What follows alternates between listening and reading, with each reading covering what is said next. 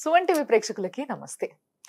అసలు ఈ రోజులల్లో ఏం జరుగుతుందో, ఈ సంవత్సరంలో సగం వరకు కొంతవరకు ఓకే అనుకుంటే, జరాలు, చికెన్ గున్యాలు వీటితో మొదలైన ఈ కాలము వర్షాలు, ఫ్లడ్స్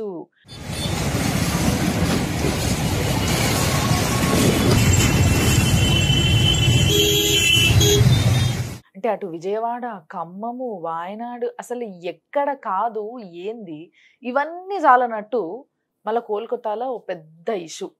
ఒక స్త్రీ పైన జరిగిన విధ్వంసం అది అసలు అసలు చిచి చిచి అసలు తలుచుకుంటేనే చాలా దరిద్రంగా అనిపిస్తుంది.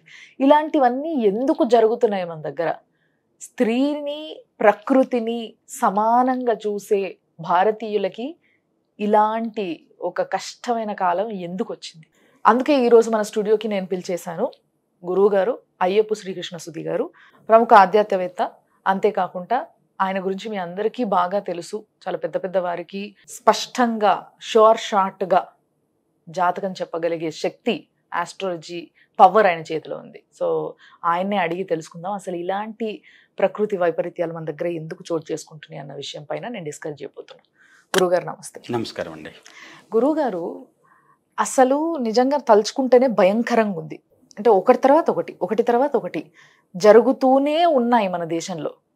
సో ఇది ఎందుకంటారు? అసలు ఏం జరిగిందంటారు? ఈ ఫ్లడ్స్ ఏంటి అసలు? మన తెలుగు సంవత్సర ప్రకారం ఇది క్రోధినామ సంవత్సరం. అవును. క్రోధి అంటేనే ఒక రకమైనటువంటి ఎండ్లెస్, లేదంటే ఒక బాగా ఎక్కువ అయినటువంటి శక్తి అని అనుకోవచ్చు. ఓకే. అది శుభప్రమైనది కాదు, కొంచెం నెగిటివ్ ఎనర్జీ అనుకోవచ్చు. ఓకే. అలానే ఈ సంవత్సరానికి అధిపతి కుజుడు, శని. ఎప్పుడైతే స్వార్థపరులైనటువంటి లేకుంటే ఒక రకమైన అగ్రెసివ్ నేచర్ ఉన్నటువంటి కుజు శనుల చేతిలో అధికారం ఉండేసరికి వాళ్ళ యొక్క పరిపాలన స్వార్థపూరితంగాను, లేకుంటే వచ్చేసి జనాలను పట్టించుకోకుండా వాళ్ళ యొక్క స్వప్రయోజనాలే ప్రాధాన్యంగా జరిగేటువంటి పరిపాలన. గ్రహస్థితిని గమనించుకున్నట్లయితే దీర్ఘకాలికంగా ఒక రాశిలో ఉండే గ్రహాలు శని 2.5 సంవత్సరాలు కుంభరాశిలో చివరి భాగాల్లోకి వచ్చాడు. శతభిష నక్షత్రం, పూర్వభద్ర నక్షత్రాల్లో ఈ సంవత్సరం సంచారం చేస్తాడు.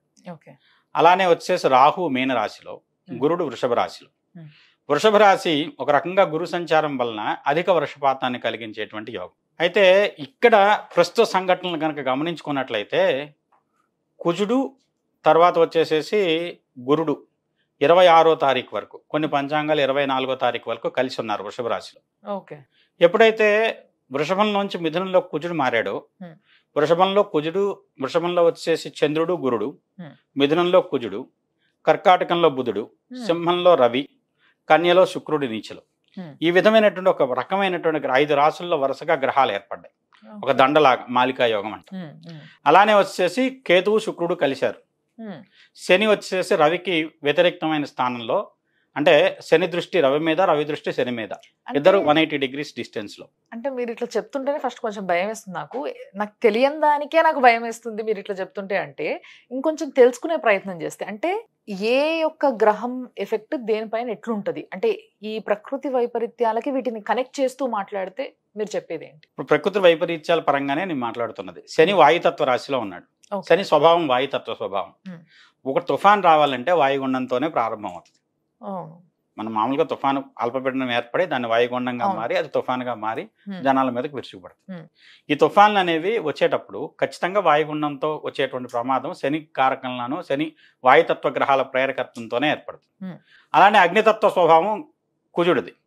అంటే ఎప్పుడైతే ఒక బాగా వేడితో ఏర్పడినటువంటి వాతావరణం ఉందో అది అల్పపీడనాన్ని క్రియేట్ చేస్తుంది. అల్పపీడనం ఏర్పడినప్పుడు కుజుడు శని ఇద్దరి యొక్క కేంద్ర స్థితి కానివ్వండి, కేంద్ర వేధ కానివ్వండి, ఇలాంటి తుఫాన్లకు కారణమవుతుంది. ఎప్పుడైతే పూర్ణ జలరాశిలోను లేదంటే జల ప్రామాణికమైనటువంటి గ్రహమైనటువంటి గురుడు వచ్చేసేసి ఎక్కడైనా వృషభంలో కానివ్వండి, ఇలాంటి జలరాశిలో కానీ ఉన్నప్పుడు కానివ్వండి, ఇలాంటి తుఫాన్లు కానివ్వండి, ఎక్కువ ప్రాణాంతకం కలిగించేటువంటి తుఫాన్లు ఏర్పడతాయి. అలానే గ్రహణాలు, చంద్రగ్రహణం తుఫాన్లకి, సూర్యగ్రహణం భూకంపాలు లాంటి వాటికి కారణమవుతుందని చెప్తుంది. ఇలాంటి పరిస్థితుల్లో ఇప్పుడున్నటువంటి గ్రహస్థితి, ఎప్పుడైతే కుజుడు ముందుకు మూవ్ అయ్యాడు, వృషభ రాశి నుంచి మిథునంలోకి మారాడు, వాయుతత్వ రాశిలో అగ్నితత్వ గ్రహం, అది తుఫాన్ని ప్రేరేపించింది. అలానే చంద్రుడు అక్కడ కలిసినప్పుడు తుఫాన్ తీవ్రతరమైంది, చంద్రకుజుల సంయోగం. ఆ తర్వాత వచ్చేసి ఈ గ్రహస్థితులన్నీ వరుసగా ఉన్నటువంటి గ్రహస్థితి వృష్టి, కుంభవృష్టి కురవడానికి కారణమైంది. సహజంగా లాస్ట్ ఇయర్ వర్షపాతం బాగా పడి ఆగిపోయింది. ఈ సంవత్సరం అలా కాకుండా నష్టానికి దారితీసే విధంగా, తీవ్ర నష్టానికి దారితీసే విధంగా వర్షపాతం జరుగుతుంది. ఇది ఎక్కడ తాగుతుందని అనుకోవట్లేదు. ఇంకో 1-2 నెలల పాటు వర్షాలు ఉన్నాయి.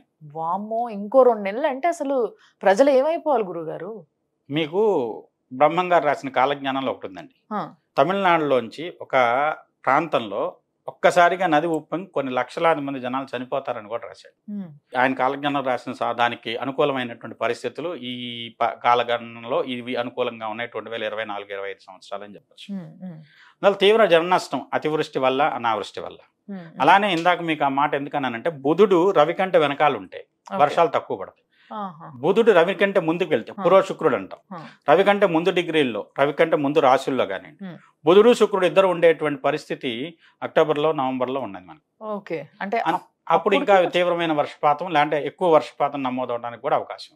అందుకేనా ఈ మొన్న మనకి ఉగాది సమయంలో అందరూ పంచాంగం చెప్పినప్పుడు చాలా మంది గురువులు వాళ్ళు చెప్పిన మాట ఏంటంటే, ఎప్పుడైతే ఈ సంవత్సరంలో అక్టోబర్, నవంబర్ ఆ టైంలో కొంచెం జన నష్టం కనిపిస్తుంది, పెద్ద ప్రళయం రాబోతుంది. అది ఏంటిదో మేము చెప్పలేం కరెక్ట్గా, కానీ ఏదో ఒక రకమైన ప్రళయం మాత్రం రాబోతుంది. అది జల ప్రళయమా, లేకపోతే ఇంకో వ్యాధి రావడమా, ఇంకోటా అనేది అయితే క్లియర్గా చెప్పలేదు, కానీ ఇదే అంటారా? అది సహజంగా కుజుడు కూడా ఈ సంవత్సరం, కుజుడు స్థితి కూడా గ్రహచార స్థితి మిథునంలోకి వచ్చాడు. మిథునంలోంచి మళ్ళీ కర్కాటకంలోకి వెళ్తాడు, మళ్ళీ వక్రించి మిథునంలోకి వస్తాడు.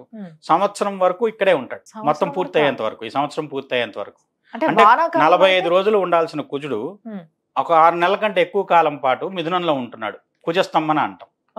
ఇది యుద్ధ భయాన్ని, యుద్ధ వాతావరణాన్ని కల్పిస్తుంది. అగ్ని పర్వతాలు కానివ్వండి, లేకుంటే వచ్చే భూకంపాలకు కూడా కారణమయ్యేటువంటి స్థితి. అంటే ఇప్పుడు వర్షాకాలం అయిపోయిందేమో అనుకోవడానికి లేదు. ఇప్పుడు వర్షాకాలం అయిపోయిన తర్వాత కూడా ఇంకా మీరు అన్నట్టుగా భూకంపాలు, లేకపోతే యుద్ధాలు ఇలాంటివి ఏవో జరుగుతాయంటారు. అయితే బాగా మరి వీటన్నిటిని కంట్రోల్ చేయడానికి అట్లీస్ట్, అంటే మనం దేన్ని ఆపలేము, ప్రకృతి యొక్క కోపాన్ని కానీ, ప్రకృతి యొక్క ప్రేమని కానీ మనం ఆపలేము. మనకు అంత ధైర్యము, దమ్ము రెండు లేవు మామూలు మనుషులుగా. బట్ కొంత ఊరట కలిగించాలంటే ఏం చేయొచ్చు? నరసింహ శాంతి చెప్తామండి. నరసింహ మంత్రంతో గనక ప్రకృతి వైపరీత్యాలను ఆపటం కోసం, ఈవెన్ కొన్ని వ్యాధులు తీవ్రమైనటువంటి పరిస్థితుల్లో కరోనా లాంటివి ప్రబలినప్పుడు కూడా నరసింహ శాంతి చేశాం కూడా. అంటే నేను ఒకటి చేస్తే అవుతుందని కాదు కానివ్వండి, ప్రజాక్షేమాన్ని దృష్టిలో పెట్టుకుని. ఎందుకంటే వృత్తిరీత్యా పురోహితం అంటే అందరి హితం కోరాలి, మా ధర్మం. మరి ఈ లెక్కన అంటే మీరు కోరి చేస్తే సరిపోదని మీరే అంటున్నారు కాబట్టి పాలకులు చెయ్యాల్సిన అవసరం చాలా ఉంటుంది. పాలకులకి చేస్తే చాలా విశేషమైన ఫలితాలు ఉంటాయి. మీకు చిన్న ఎగ్జాంపుల్ చెప్తాను. ఇప్పుడు వైజాగ్ లో ప్రహ్లాదపురంలో ఒక సాయిబాబా గుడి ఉంది. దాంట్లో ఒక సూర్య యంత్రం ఒకటి వేశారు. ఆ సూర్య యంత్ర స్థాపన తర్వాత వైజాగ్ దగ్గర వచ్చేటువంటి తుఫాన్ల తీవ్రత తగ్గింది. ఆ యంత్ర స్థాపన తర్వాత వైజాగ్ లో ఒకే ఒక తుఫాన్ తీవ్ర నష్టం కలిగించింది, హుదూద్. ఆ తర్వాత అంతవరకు అది కూడా ఏంటంటే ఆ యంత్ర స్థాపన జరిగిన తర్వాత 15-20 సంవత్సరాల తర్వాత. కాబట్టి ఏంటంటే ఇలాంటి వాటిని అడ్డుకోవడానికి ఇప్పుడు సూర్యగ్రహణం ఒక ఇండికేషన్ ఇస్తుంది. భూకంపాలను కానివ్వండి, సూర్యగ్రహణం ఎక్కడైతే కేంద్రం ఉందో, భూమి మీద దాని యొక్క కేంద్ర స్థితి ఏర్పడుతుందో, ఆ కేంద్రాన్ని ఆధారం చేసుకుని తప్పనిసరిగా భూకంపం వస్తుందని చెప్తాం సూర్యగ్రహణం వచ్చిన తర్వాత.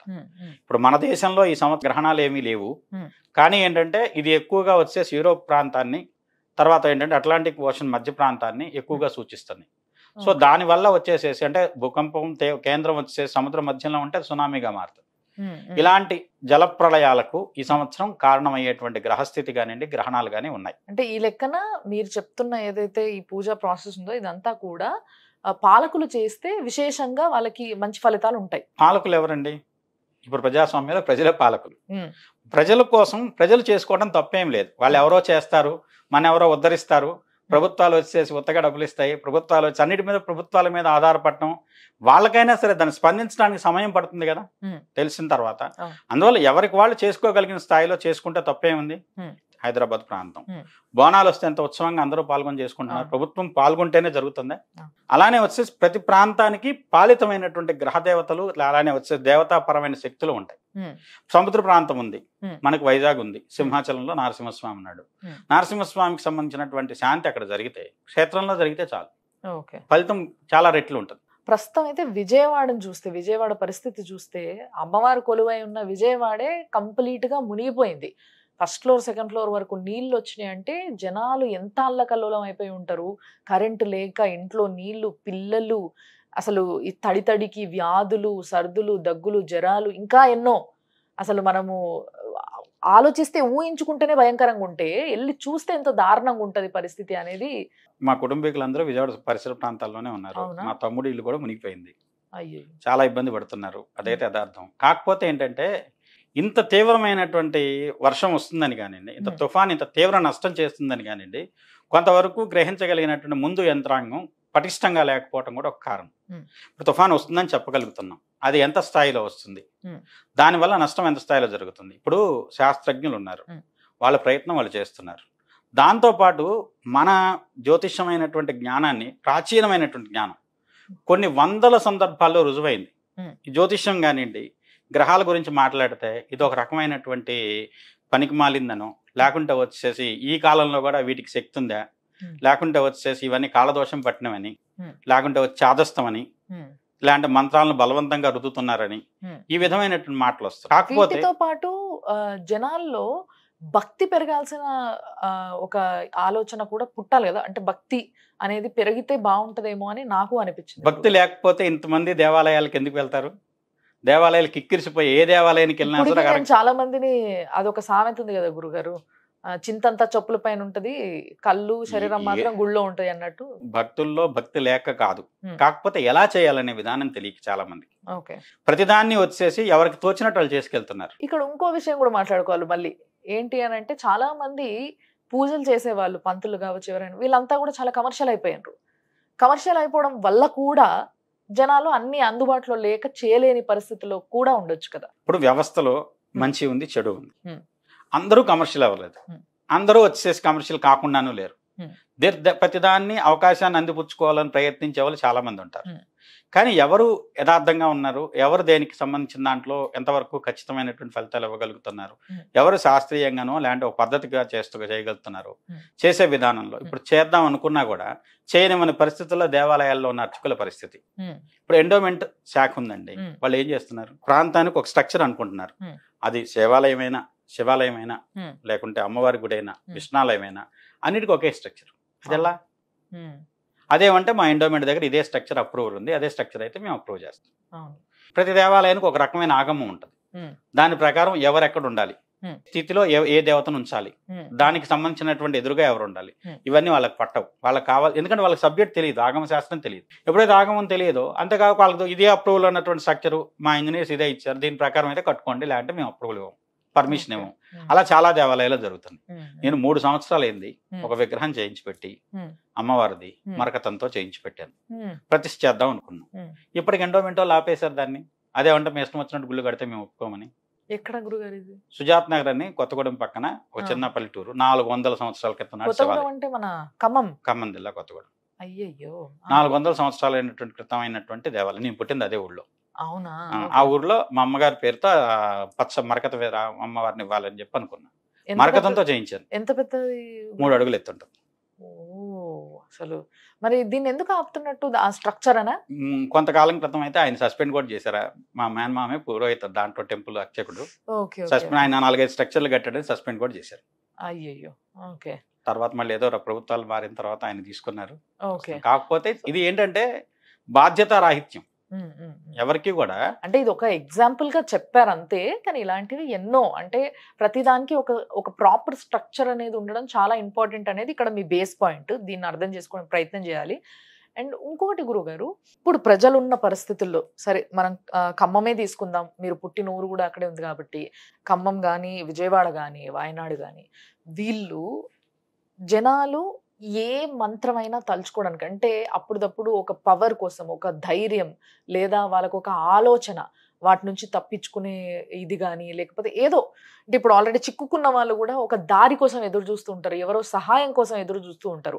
ఆ సహాయం వాళ్ళకి అందాలి చాలా ఫాస్ట్గా అని చెప్పేసి మన అందరము ఎన్నో పూజలు చేస్తూ ఉన్నా కానీ, అందులో చిక్కుకున్న వాళ్ళకు కూడా ఏదైనా ఒక ధైర్యం కోసం ఏదైనా మంత్రం కానీ ఏదైనా ఉపదేశించగలరు? ఆపదామభక్తారం దాతారం సర్వసంపదాం లోకాభిరామం శ్రీరామం భూయో భూయో నమామ్యం. ఆంజనేయ స్వామి వస్తాడో రాముడు వస్తాడో, ఇప్పుడు దేనికైనా సరే ఆపదలు తొలగించేటువంటి శక్తి భగవంతుడికే ఉంది. ఇలాంటి ప్రకృతి వైపరీత్యం కానివ్వండి, ఇంకొక రకమైన ఉపద్రవం కావండి, దేని నుంచైనా మనం కాపాడే శక్తి భగవంతుడు. కాబట్టి ఆంజనేయ స్వామిని తలుచుకోండి, ఆపదలు పోతాయి. ఇప్పుడు నీళ్లతో వచ్చిన సమస్య, సముద్రం లంఘించినోడికి ఈ సమస్యను తీసేయడం పెద్ద కష్టం కాదు. ఆ. ఇప్పుడు ఏమైందంటే ప్రభుత్వాలు లేదంటే పాలకులు లేదంటే అంతకు ముందు ఉన్నటువంటి గత పాలకులు వీళ్ళ మధ్య ఉన్నటువంటి స్పర్ధల వల్ల కూడా లేని సమస్యలు కూడా క్రియేట్ అవుతుంది. ఇప్పుడు ఏదైనా నష్టం జరిగితే ప్రభుత్వానికి చెడ్డ పేరు వస్తుంది కదా, అందువల్ల ఏదో ప్రయత్నం చేద్దాం, నష్టం కలిగిద్దామని ప్రయత్నం చేసేటువంటి విధానాలు కూడా జనాల్లో ఉన్నాయి. ఆలోచన విధానం ఇప్పుడు ఎందుకంటే నష్టం ప్రకృతి మూలకంగా జరిగిన నష్టం కంటే మనిషి ఆలోచనలో ఉండేటువంటి విపరీతాల వల్ల నష్టం ఎక్కువ జరుగుతుంది. ఇది 100% కరెక్ట్. చాలా మంది పెద్దలు చెప్పే మాట ఇదే ఏంటంటే మనిషి యొక్క ఆలోచన విధానం, బ్రతికే తీరు, మనం ప్రకృతికి చేస్తున్న చేటు ఇవన్నీ కలిపే మనకి ఈ రోజు ప్రళయాల రూపంలో మనం ఇదికొచ్చి పడుతున్నాయి అనే మాట నేను చాలాసార్లు విన్నా. సో ఎలాంటి పనుల వల్ల ఈ రోజు ఇలాంటి పరిస్థితుల్లో మన దేశం ఉంది, మనం ఉన్నాం అంటారు మీరు? అంతకుముందు ఒక నీళ్లు వెళ్ళడానికి ఒక చెరువులో, వాగులో, వంకలో ఉండేవి. అవన్నీ ఆక్రమించి కట్టుకుంటూ వెళ్ళాం. కట్టిన తర్వాత ఇప్పుడు ఇంత పెద్ద వర్షం పడి నీళ్ళు వెళ్ళటానికి దారి ఏది? దాని దారిలో అది వెళ్ళాలి కదా. అది దారి లేకేమంత రోడ్ల మీద పడి ప్రవహిస్తున్నాయి నీళ్లు. రోడ్ ఒక దారిలాగా ఉంది, మనం వెళ్తున్నాం, మన దారిని అవి కూడా వస్తున్నాయి. పంచభూతాలని మనం కంట్రోల్ చేద్దాం అనుకుంటే అవి ఒక పరిస్థితి దాటిన తర్వాత అవి విజృంభిస్తే ఎంత తీవ్రమైన నష్టం జరుగుతుంది అనడానికి ఇది ఒక ఉదాహరణ.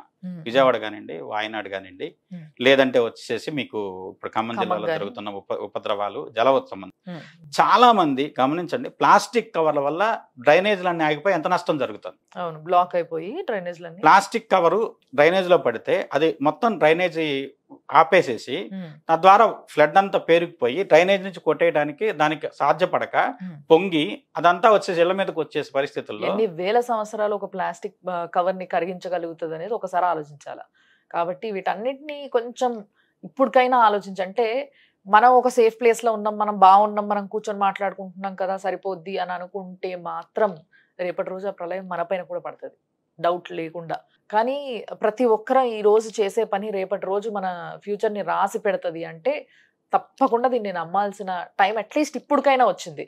కాబట్టి నిజంగా గురుగారు చెప్పినట్టు ప్లాస్టికే కావచ్చు, కొన్ని కట్టడాలు అంటే కుంట అని కొన్ని ప్లేస్లు ఉంటాయి, లేకపోతే ఇప్పుడు పేర్లలోనే ఉన్నాయి కదా చాలా పేర్లు, కుంట అనే పేరుతో, చెరువు అనే పేరుతో కొన్ని ఊర్ల పేర్లు ఉన్నాయి. ఇవి అవి అని చెప్పడం ఇష్టం లేదు నాకు. ఆ పేర్లలో ఉన్న కొన్ని ప్రాంతాలన్నీ కూడా ఏంటంటే చెరువులు, కుంటలు వీటన్నిటిలోనే ఇల్లులు కట్టేసిండ్రు. సో వాటికి నీళ్ళకంటూ అసలు భూమి పైన ఎక్కువ భూభాగంలో ఉండేదే వాటర్. దాని ఉన్న ప్రాంతాన ఎక్కడైతే ఉందో వాటన్నిటిని కూడా ఆక్రమించుకుంటూ మనం ఇల్లు కట్టుకుంటే, ఆక్రమించుకుంటూ మనం కన్స్ట్రక్షన్స్ చేసుకొని ఇట్లాంటివి ఏవో ఒకటి చేస్తూ ఉంటే ఆబ్వియస్లీ వాటి జాగాని అది డిమాండ్ చేస్తుంది కదా డెఫినెట్గా. సో నిజంగా మీరు చెప్పిన దాంట్లో అక్షరాల నిజమైన పాయింట్ ఉంది. కాబట్టి దయచేసి ప్రతి ఒక్కరికి నేను కూడా మొక్కుంటున్నా, మీరందరూ కూడా ప్రే చేయండి. మీరందరూ కూడా గురుగారు మీరు కూడా మన జనాలందరికీ, ముఖ్యంగా మీరు పుట్టిన ఊరితో సహా విజయవాడ, వాయనాడు ఇట్లాంటివి ఇంకా ఎక్కడొచ్చే అవకాశాలు ఉన్నాయో అక్కడంతా కూడా జనాలు బాగుండాలి, ఎవరికి ఏమి జరగదంటే ప్రాణ నష్టం జరగకుండా ఉండాలి, వాళ్ళందరికీ త్వరగా సహాయం అందాలి. సహాయం చెయ్యాలనుకుంటే కూడా అంత ఈజీ కాదు ఇలాంటి పరిస్థితుల్లో, బట్ వాళ్ళందరికీ సహాయం అందాలని కోరుకుంటూ మనం అందరము కూడా ఒక్కసారి గట్టిగా దేవుణ్ణి ప్రార్థిద్దాము. అండ్ ఎవరైనా చూడగలిగితే, ఎవరికైనా తెలవగలిగితే ఆంజనేయ స్వామిని గట్టిగా తలుచుకోండి అబ్బా, తప్పకుండా మీకు సహాయం దొరుకుతుంది, తప్పకుండా ఆయన మిమ్మల్ని కాపాడుతాడు అనే నమ్మకం ఉంచండి, తప్పకుండా అంత మంచి జరుగుతుంది. థ్యాంక్ యూ గురుగారు. నమస్కారం.